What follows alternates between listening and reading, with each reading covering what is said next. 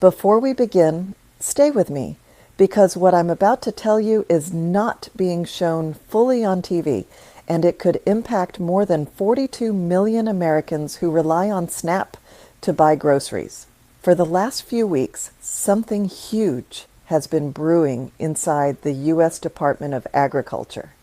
And now Agriculture Secretary Brooke Rollins says it out loud: massive changes are coming to SNAP. But what changes? Why now? And how serious is this? Let's break it down, but trust me, the deeper you go, the more shocking this gets.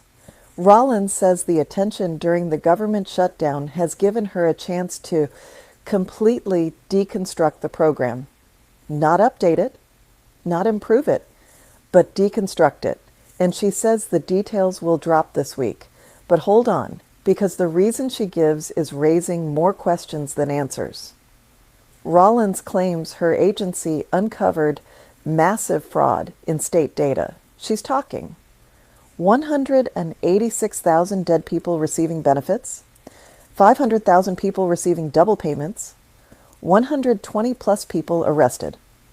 Sounds explosive, right? But here's the twist. USDA has not shown the underlying data.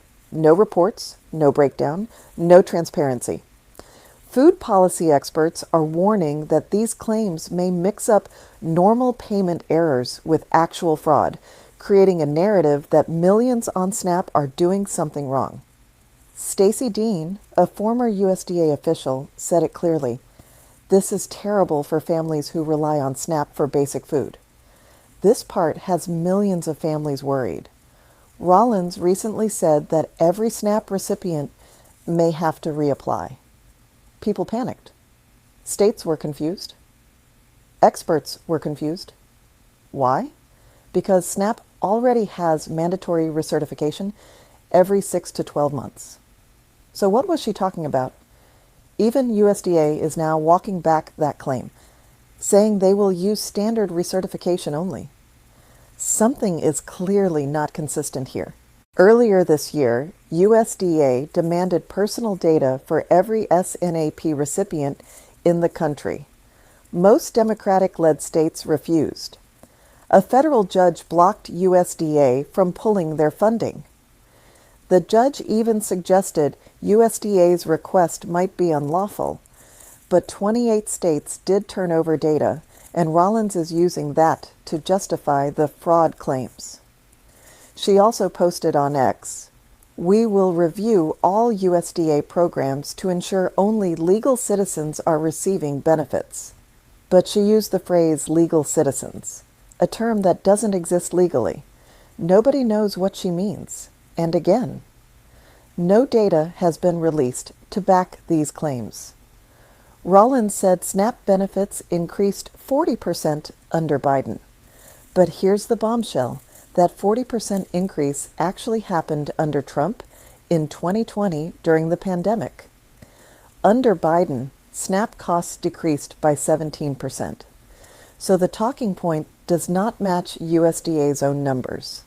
A leaked regulation suggests USDA might narrow or end broad-based categorical eligibility, a rule that lets millions qualify for SNAP more easily.